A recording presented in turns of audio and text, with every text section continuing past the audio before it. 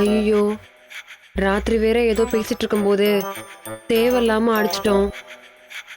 அவரும் ஒரு மாதிரி மயக்கம் போட்டு விழுந்துட்டாரு. இப்ப காலையில எந்திரிச்சா அது ஞாபகம் இருக்குமா இல்ல மறந்துருப்பாரா? ஞாபகம் இருந்தா அது வேற பிரச்சனை ஆகுமே. இப்ப என்ன பண்றது?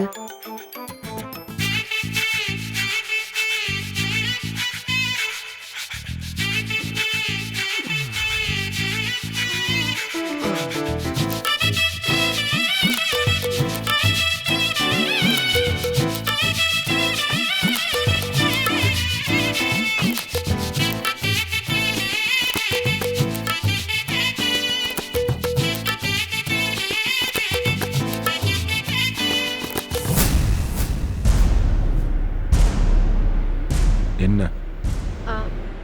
ஒன்னும் இல்லையே.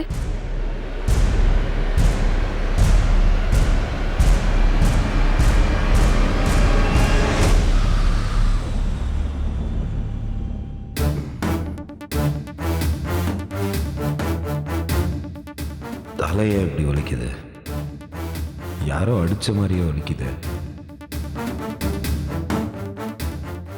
யார் அடிச்சிருப்பா? ஐயோ கடவுளே, ஞாபகம் மட்டும் வந்துடக்கூடாது. மறந்துடணும் மறந்துடணும் மறந்துடணும்.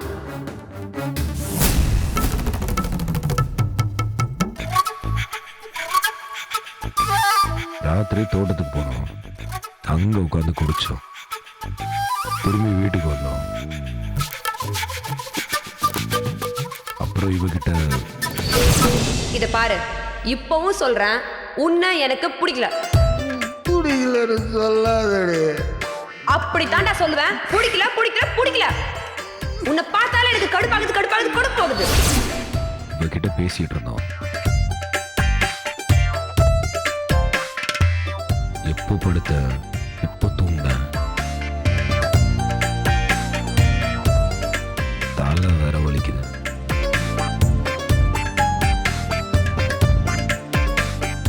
ஏய் ஏய், இங்க யாரு? ஒன்னதான் இங்க வா. இந்த பாருங்க, என் பேர் ஒண்ணும் ஏ இல்ல. இன்னொரு தடவை கூப்பிடுறதா இருந்தா அகிலான்னு பேர் சொல்லி கூப்பிடுங்க. இல்லைன்னா நீங்களே ஒரு பேர் வச்சு கூப்பிடுங்க. அதை விட்டுட்டு சும்மா ஏ ஆய் ஊயின்னு கூப்பிட்டீங்கன்னா இனிமே நான் திரும்பி பார்க்க மாட்டேன், சொல்லிட்டேன். அதெல்லாம் இருக்கட்டும். ராத்திரி என்ன நடந்துச்சு? என்ன நடந்துச்சு? ராத்திரி நான் வீட்டுக்கு வந்ததுக்கு அப்புறம் என்ன நடந்துச்சுன்னு கேட்டேன். ராத்திரி நான் வீட்டுக்கு வந்ததுக்கு அப்புறம் என்ன நடந்துச்சுன்னு கேட்டேன். ஒன்னும் நடக்கலையே. ஏதோ நடந்த மாதிரி ஞாபகம் இருக்கு, ஆனா என்ன நடந்துச்சுன்னு தான் தெரியல. சொல்லு, என்ன நடந்துச்சு? நல்ல வேலை, என்ன நடந்துச்சுன்றது மறந்து போயிட்டான். இல்லைன்னா அவ்வளவுதான். ஒன்ன தாண்டி கேக்குறேன், என்ன யோசிக்கிற? என்ன நடந்துச்சுன்னு சொல்ல. ஒன்னும் நடக்கல. நீங்க எப்பவும் போல ஃபுல்லா குடிச்சிட்டு வந்தீங்க, எப்பவும் போல என்கிட்ட சண்டை போட்டீங்க, அப்புறம் நல்லா பட்டு தூங்கிட்டீங்க. தூங்குறதுக்கு முன்னாடி ஏதோ நடந்திருக்கு. என்ன நடந்துச்சு? என்னன்னு எனக்கு ஞாபகம் வர மாட்டேங்குது. நீ சொல்லு, என்ன நடந்துச்சுன்னு. இத பாருங்க, சும்மா ராத்திரியானா குடிச்சிட்டு வந்து ஏதாவது பண்ணுவீங்க, அப்புறம் காலையில எந்திரிச்சு என்ன நடந்துச்சுன்னு என்ன கேட்டா நான் பிளாஷ்பேக் ஓட்ட முடியும்? எனக்கு ஒரு வேலை இல்லையா? எனக்கு ஒன்னும் தெரியல. நானும் ரொம்ப டயர்டா இருந்தேன். என்ன நடந்துச்சுன்னு எனக்கும் ஞாபகம் இல்ல. போதுமா? இங்க பாரு, நான் வந்தேன், உன் கூட பேசினேன், உனக்கு எனக்கும் வாக்குவாதம் நடந்துச்சு. அதுக்கப்புறம் நான் தூங்கிட்டேன். ஆனா இதுக்கு நடுவுல ஏதோ நடந்திருக்கு. அது என்னன்னு சொல்லு. ஏங்க, அதான் நான் தெரியாதுன்னு சொல்றேன்ல. அப்புறம் ஏங்க சும்மா கேள்வி மேல கேள்வி கேட்டு என்ன தொந்தரவு பண்றீங்க? இப்ப சொல்றது எதுவும் நம்புற மாதிரி இல்லையே. இவ்வளோ ஸ்ட்ராங்கா இவ எதுவும் நடக்கலன்னு சொல்றத பார்த்தா கண்டிப்பா ஏதோ ஒன்று நடந்திருக்குன்னு தோணுது. ஆனா என்னன்னு தான் தெரியல.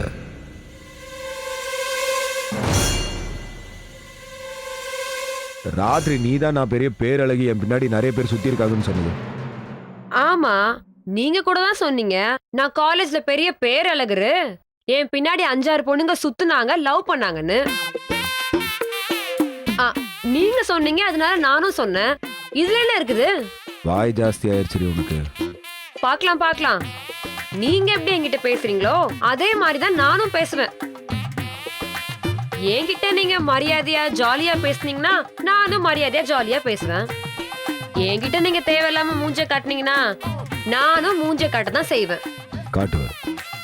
நீ ஏன் காட்ட மாட்ட? மூஞ்ச காட்டுவ இல்ல நீ?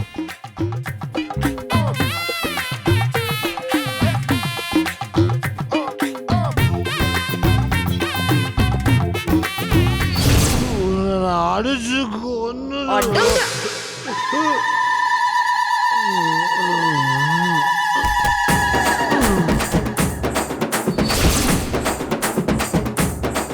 ஐயோ, இவனை இப்படி யோசிக்கிறான். எதையோ கண்டுபிடிச்சிட்டான் போல இருக்கே. அகிலா, இன்னைக்கு நீ அவ்வளவுதான் செத்த. டேய், அஹ், என்ன? உண்மையை சொல்லு. பேசிட்டு இருக்கும்போது நைட்டு நீ தானே என்ன அடிச்ச? நானா? நான் எங்கங்க உங்களை அடிச்சேன்? சும்மா வீணா என் மேல பழிய போடாதீங்க. இங்க பாரு, போய் பேசிட்டு இருக்காத.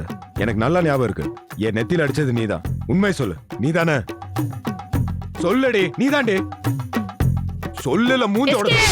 டேய் டேய்,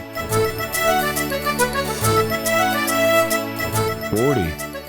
வச்சுக்கிறேன். என் மேல கை வைக்கிற அளவுக்கு வந்துட்டல. கையில மாட்டடி.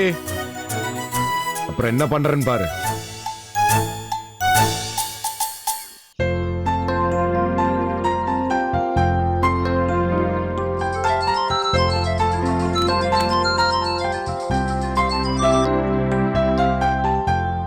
ஹலோ அண்ணி, எப்படி இருக்கீங்க? நல்லா இருக்கீங்களா?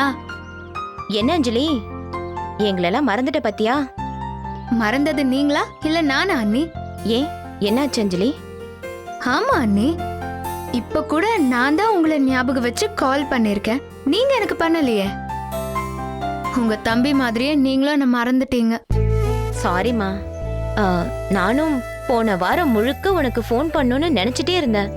ஆனா கொஞ்சம் வேலை இருந்ததுனால ஃபோன் பண்ண முடியாம போயிடுச்சு. பரவாயில்ல விடுங்க அண்ணி. உங்களுக்கு ஒரு விஷயம் தெரியுமா?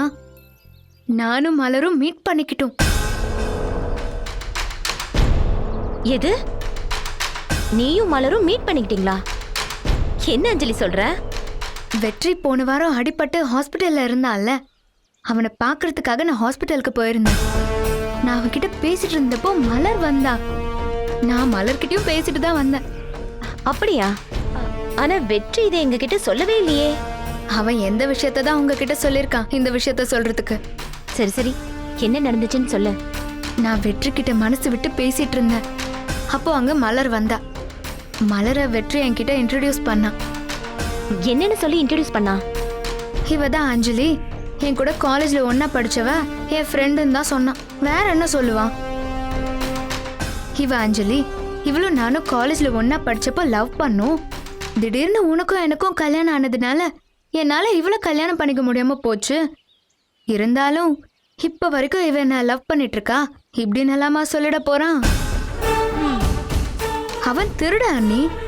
தெளிவா அஞ்சலி என் கூட படிச்சவ, நல்ல ஃப்ரெண்டுன்னு சொல்லி இன்ட்ரடியூஸ் பண்ணி வச்சுட்டான்.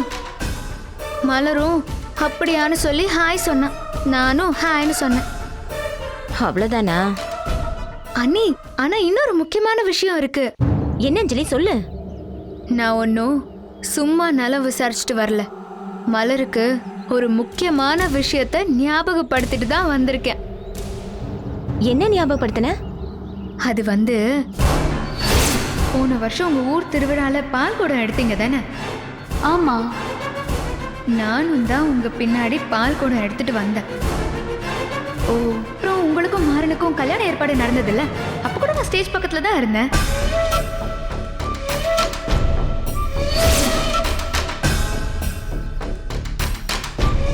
நிஜமாவா? ஆமா அண்ணி, மாறனை பத்தி பேசின அடுத்த நிமிஷம் அவன் முகம் போன போக்க நீங்க பார்த்திருக்கணுமே. முகத்துல ஈ ஆடல. இப்படி நான் பேசுவேன்னு அவங்க ரெண்டு பேரும் எதிர்பார்க்கவும் இல்லை. பயங்கரமா ஷாக் ஆயிட்டாங்க. அதுக்கப்புறமா நான் கிளம்பி வந்துட்டேன். சூப்பரா ஒரு விஷயத்த பண்ணிருக்க அஞ்சலி. நான் ஒன்னு சொன்ன செய்வியா? சொல்லுங்க அண்ணி. இதுக்கப்புறம் நீ அடிக்கடி வெற்றியை மீட் பண்ணி பேசு. வெற்றியை மட்டும் இல்ல, மலர் எங்கெல்லாம் இருக்காளோ அங்கெல்லாம் வெற்றியை மீட் பண்ணி பேசு. அதுவும் வெற்றி கிட்ட நீ உரிமையா ஜாலியா பேசணும். நீ அவன் கிட்ட க்ளோஸா பேச பேச அந்த மலர் அப்படியே கடுப்பாகணும். யார் இவ? ஏன் வெற்றி கிட்ட இவ்வளவு உரிமையா பேசுறான்ற எண்ணம் அவளுக்குள்ள உண்டாகணும். வெற்றி மேல ஒரு சந்தேகம் வரணும். அது மூலமா அவங்களுக்குள்ள ஒரு பெரிய பிரிவு வரணும். கண்டிப்பா அண்ணி. மலரை சந்திச்சதுக்கு அப்புறம் நானும் அதை தான் யோசிச்சுட்டு இருக்கேன். இதுல யோசிக்கிறதுக்கு ஒண்ணும் இல்ல. நீ அடிக்கடி வீட்டுக்கு வா. வெற்றியும் மலரையும் மீட் பண்ணி பேசு. நீ ஒவ்வொரு தடவையும் வீட்டுக்கு வந்துட்டு போகும்போது அந்த மலரு ஒரு அடி வெற்றியை விட்டு தள்ளி நிக்கணும். அது நடக்கணும். கண்டிப்பா நடக்கும் அண்ணி. சரி, சூப்பர் விஷயம் ஒன்னு சொல்லிருக்க. இத முதல்ல நான் சின்னம்மா கிட்ட போய் சொல்லணும். ஓகே அண்ணி, அப்ப நான் போனை வைக்கிறேன். பாய். பாய் அஞ்சலி.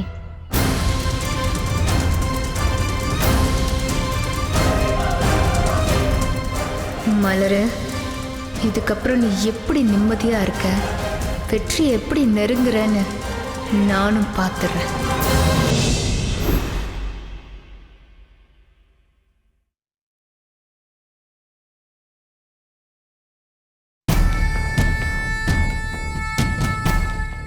என்ன பண்ற? அவருக்கு மாத்திரை கொடுக்கணும் அண்ணி, அதான் எடுத்துட்டு இருக்கேன். ஓஹோ, வெற்றிக்கு உன் கையாலே மாத்திரை கொடுக்க போறியா?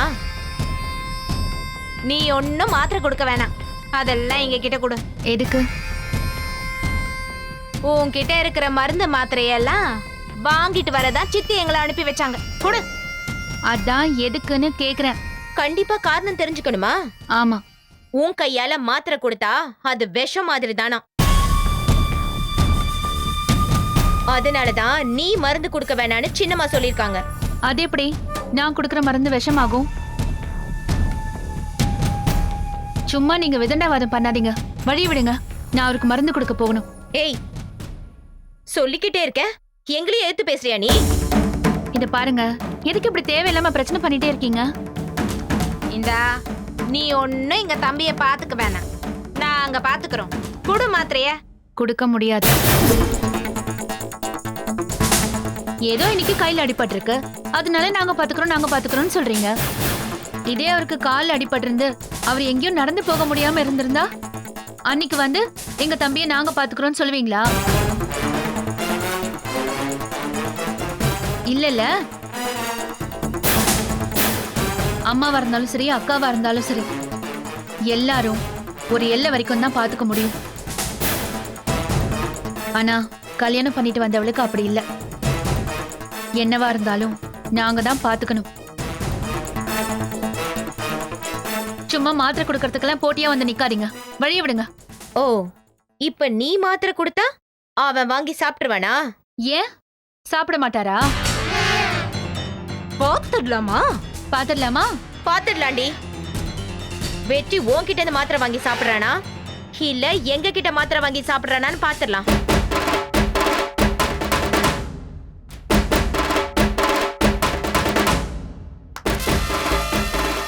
என்னங்க, இதுதான் அவர் இன்னைக்கு சாப்பிட வேண்டிய மாத்திரை. நீங்களும் கொடுங்க, நானும் கொடுக்கறேன். யார்கிட்ட வாங்கி சாப்பிடுறாருன்னு பாத்துக்கலாம். வாடி பாக்கலாம்.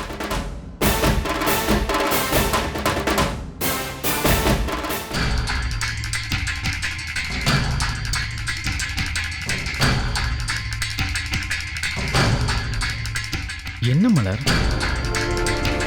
என்னன்னு சொல்லு. மாத்திரை.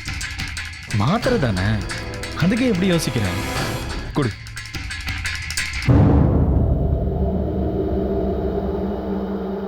வெற்றி, வெற்றி, என்னம்மா? இந்தா வெற்றி, மாத்திரை சாப்பிடு.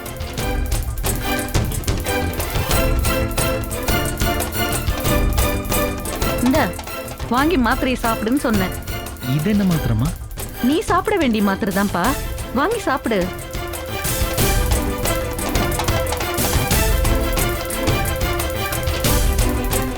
வாங்கி சாப்பிடு வெற்றி. இல்ல, மலரும் இதே மாத்திரை தான் கொண்டு வந்திருக்கா. பரவாயில்ல, நீ அம்மா கிட்டயே வாங்கி சாப்பிடு. நீ மாத்திரைய சின்னம்மா கையால வாங்கி சாப்பிடுறியா இல்ல உன் பொண்டாட்டி கையால வாங்கி சாப்பிடுறியான்னு எங்களுக்கு தெரிஞ்சாகணும்.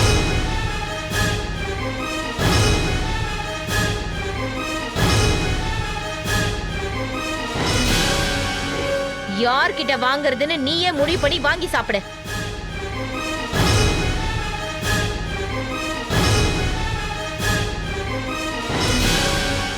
இது என்னடா புது சோதனையா இருக்கு. என் கையில் அடிபட்டது ஒரு குத்தமா? அம்மா கையால வாங்கி சாப்பிட்டா மலர் வருத்தப்படுவா, மலர் கையால வாங்கி சாப்பிட்டா அம்மா வருத்தப்படுவாங்க. இப்ப என்ன பண்றது? பேசாம மயக்கம் போட்டு விழுந்து எஸ்கேப் ஆயிடலாமா? வாங்கி சாப்பிடு வெற்றி.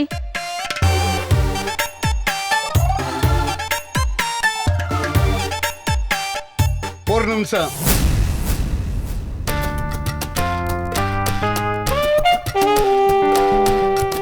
அன்புக்கரசி, கைய நீட்டுமா.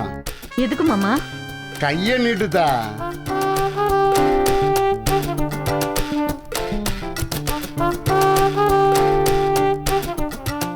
அத்தா மலரு, நீயும் கைய நீட்டுதா.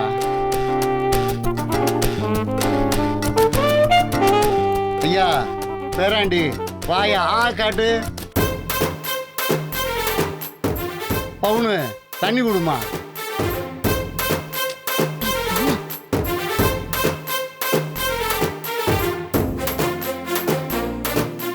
பஞ்சாயத்தெல்லாம் முடிஞ்சா?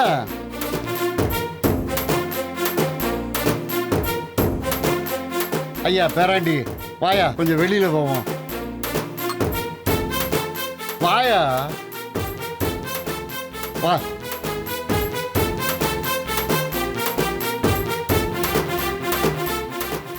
Just miss. அவன் மட்டும் உன் கையால மாத்திரை வாங்கி சாப்பிட்டிருந்தான், இங்க நடக்கிறதே வேறையா இருந்திருக்கும். சின்னம்மா வாங்க போலாம்.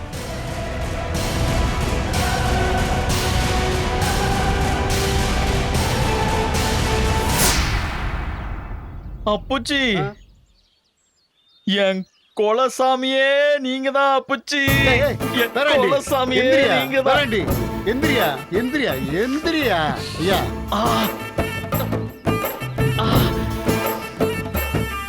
இந்த மலைச்சாமியை நம்பினோர் கைவிடப்படார்.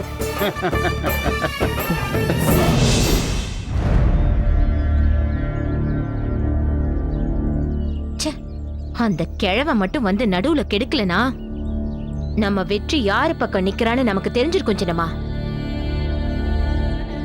கடைசி நேரத்துல அந்த கிழவ வந்து ஒட்டுமொத்த காரியத்தையும் கெடுத்துட்டான். விடு ஈஸ்வரி, என் புள்ள மேல எனக்கு நம்பிக்கை இருக்கு. அவர் வந்து வாங்கி கொடுத்ததுனால வெற்றியால எதுவும் பேச முடியாதுன்னு நினைச்சிட்டியா? அவர் வரலனாலும் வெற்றி என்கிட்ட இருந்து தான் மாத்திரை வாங்கி சாப்பிட்டிருப்பான். ஏன்னா அவன் என் புள்ள. 10 மாசம் நான் சுமந்து பெத்த புள்ள. அவனை பாராட்டி சீராட்டி படிக்க வச்சு நான் வளர்த்த புள்ள. அந்த நன்றி அவனுக்கு இல்லாம போயிடுமா? ஒரு 7 மாசத்துக்கு முன்னாடி வந்தவளுக்காக அம்மாவை விட்டு கொடுத்து அவ கையால அவன் மாத்திரையை வாங்கி சாப்பிடுவானா? என் புள்ள எந்த காரணத்துக்காகவும் அத பண்ணிருக்க மாட்டான். என் புள்ள என் கையால தான் மாத்திரையை வாங்கி சாப்பிட்டுட்டு அவளோட மூக்க சுக்கு நூறா உடைச்சிருப்பான். அதுல எந்த விதமான சந்தேகமும் எனக்கு இல்ல. அதெல்லாம் இருக்கட்டும் சித்தி. உங்களுக்கு இன்னொரு விஷயம் தெரியுமா? என்ன? முன்ன இருந்த மலரு இப்ப இல்ல சித்தி. மாறன் செத்து போன சோகத்துல இந்த வீட்டுக்குள்ள வந்துட்டோம். இந்த வீடும் வேணாம், உறவும் வேணாம், வெற்றியும் வேணாம். எப்படா இந்த வீட்டை விட்டு போறதுக்கு வழி கிடைக்கும், தப்பிச்சு போலான்னு இருந்தால அந்த மலரு இப்ப இல்ல சித்தி. இப்ப இருக்கிற மலரு புது மலரு. புது மலரா? என்னடி சொல்ற? ஆமா சித்தி. இப்போ அவ வெற்றி கூட வாழ்றதுக்கு எல்லா விதத்திலயும் தயாரா இருக்கிற மலரு. ஏய் பவுனு, சும்மா வாய்க்கு வந்ததெல்லாம் பேசாத. சித்தி, நாங்க கண்ணால பார்த்தத உணர்ந்ததை தான் உங்ககிட்ட சொல்றோம். நீங்களே யோசிச்சு பாருங்க. இதுக்கு முன்னாடி இருந்திருந்த மலரா இருந்தா மாத்திரைய நான் கொடுக்கட்டுமா இல்ல நீ கொடுக்கறியான்னு கேட்ட உடனே யாரோ கொண்டு போய் கொடுங்க, அவர் மாத்திரைய தின்னா என்ன திங்கலனா எனக்கு என்னன்னு அவர் மேல அக்கறையா இருந்தா நீங்க கொண்டு போய் கொடுங்க அப்படின்னு சொல்லிட்டு போயிருப்பா. இப்போ நான் கொடுத்தா வாங்குவாரா இல்ல நீ கொடுத்தா வாங்குவாரா பாப்போன்னு போட்டிக்கு வந்து நின்னு இருக்க மாட்டா. இதுல இருந்தே தெரியல அவ மனசு மாறி போச்சுன்னு.